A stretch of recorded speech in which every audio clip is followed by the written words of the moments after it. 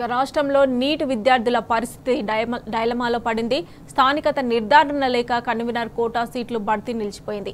అయినా health university, వైద్య ఆరోగ్య శాఖ నిమ్మకు నీరెత్తినట్లుగా వ్యవహరిస్తున్నాయి. కనీసం విద్యార్థులకు భరోసానిస్తూ ఒక ప్రకటనైనా విడుదల చేయకపోవడంపై నీట్ విద్యార్థులు, వారి తల్లిదండ్రులు ఆందోళనకు గురవుతున్నారు.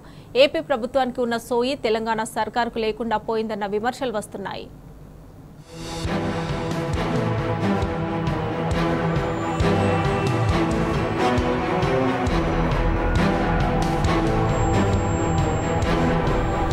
రాష్ట్రంలోని వేల మంది నీట్ విద్యార్థులు తమ భవిష్యత్తు తెలియక ఆగమాగమవుతున్నారు. కనీసం వారికి భరోసా కల్పిస్తూ ఒక ప్రకటన కూడా చేయలేని దుస్థితిలో హెల్త్ యూనివర్సిటీ, రాష్ట్ర వైద్యారోగ్య శాఖ ఉన్నాయి. ప్రస్తుతం నీట్ అడ్మిషన్లలో భాగంగా దేశవ్యాప్తంగా ఎంబీబీఎస్, బీడీఎస్ కౌన్సిలింగ్ కొనసాగుతున్నది. ఆల్ ఇండియా కోటా కింద రెండో రౌండ్కు రిజిస్ట్రేషన్ల ప్రక్రియ కొనసాగుతున్నది. కొత్తగా కాలేజీలు మంజూరైన నేపథ్యంలో గడువును పెంచారు. ఇందులో తెలంగాణ నుంచి 4 కాలేజీలున్నాయి. మహేశ్వరం, మెదక్, కుత్బుల్లాపూర్, యాదాద్రిలోని ప్రభుత్వ మెడికల్ కాలేజీల్లో ఆల్ ఇండియా కోటా కింద 28 సీట్లను రిజర్వ్ చేశారు.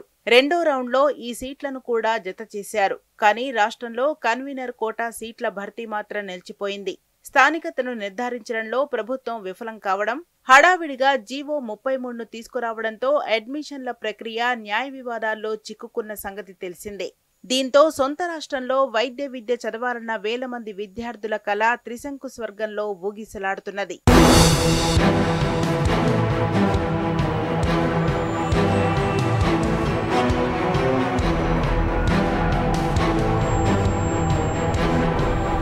స్థానికత నిర్ధారణలో తీవ్రంగా తెలంగాణ వైద్య ఆరోగ్య శాఖ విఫలమైంది.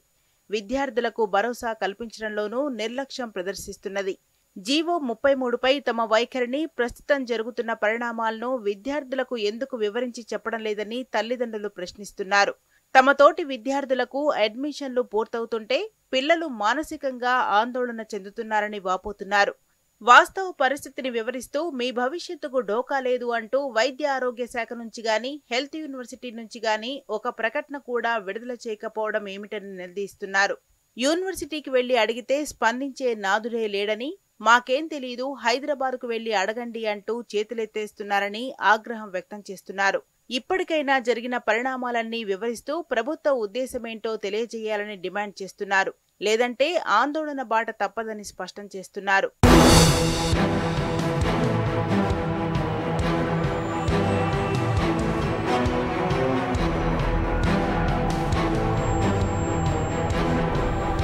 ఉమ్మడి పాలన ముగిసిన నేపథ్యంలో స్థానికతను నిర్ధారించుకోవలసిన బాధ్యత ఇటు తెలంగాణ, అటు ఆంధ్రప్రదేశ్ మీద పడింది.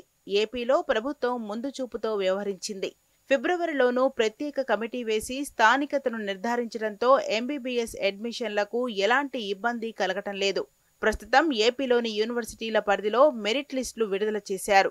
వివిధ కారణాలతో స్థానికంగా ఇంటర్ చదవలేని వారికి ఏపీ నాన్ లోకల్ స్టేటస్ ఇచ్చి సీట్లలో కోటా ఇచ్చి భర్తీ చేస్తున్నారు. కానీ తెలంగాణ సర్కారుకు ఆ సోయి లేకపోయిందని రాష్ట్ర ప్రజలు ఆగ్రహం వ్యక్తం చేస్తున్నారు.